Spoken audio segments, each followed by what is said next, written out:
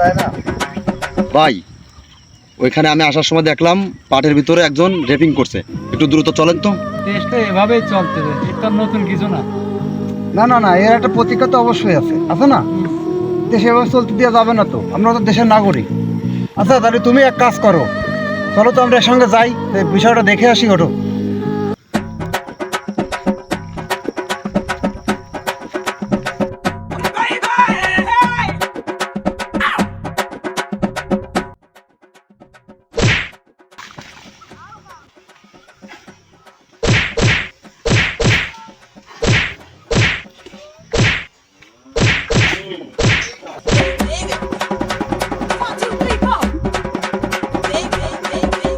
এখানে ভাই,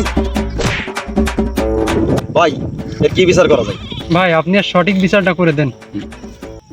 আসলে বিচার তো করতেই হবে, আর এটা খুব জঘন্য একটা কাজ। এ কাজে কেউ সাপোর্ট করে না। আজকাল বাংলাদেশে অহরহ এ ঘটনা ঘটতেছে। এর যদি সঠিক বিচারটা না হয়, বর্তমান বাংলাদেশে যত শিশু আছে, যেমন রামিসা, আয়শা, তারপরে হচ্ছে ধরো এরকম অনেক শিশু আছে যাদের খুবই নির্যাতন করছে, নির্মমভাবে হত্যা করছে। এর একটা দৃষ্টান্ত শাস্তি গোটা বাংলাদেশ দেখতে চায়। এই সুষ্ঠু বিচার ব্যবস্থাকে আরও শক্তিশালী হতে হবে। প্রকাশ্যে অন্যান্য বহির্বিশ্বের মতন এরকম বিচার যদি আমাদের বাংলাদেশে করা হয়, তাহলে শিশু নির্যাতনের হার অনেকটাই কমে আসবে। আমরা চাই এর বিচার দ্রুত এবং অতিবিলম্বে ফাঁসি কার্যকর করা হোক। তোমরা এই কুলাঙ্গারকে অতিবিলম্বে দ্রুত আইনের হাতে সোপর্দ করো। বাদবাকি প্রসেসিং আমি দেখতেছি, ঠিক আছে?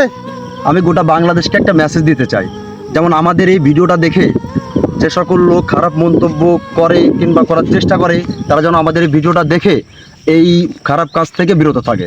এই চলো তার একা আইনের হাতে দিয়ে আসি। মানুষ সচেতন হয়ে যান, ভালো হয়ে যান, সবাই সবার মতো করে সুন্দরভাবে জীবনযাপন করুন।